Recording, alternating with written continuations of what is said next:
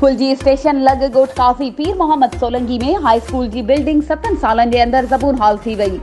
नाक़स material ऐं commission वठण जो इंकशाफ थियो आहे। एफ.ए. अख्तर सोलंकी ॿुधायो त ही बिल्डिंग पीर मज़हरुल हक़ साहब मंज़ूर कराए ॾिनी, पर ठेकेदार नाक़स मटीरियल इस्तेमाल कयो। असां उन वक़्त बि वसवारनि अमलदारनि खे दायूं ॾिनियूं, पर तदारुक न थियो ऐं ठेकेदार बि असांजी हिकु न ॿुधी।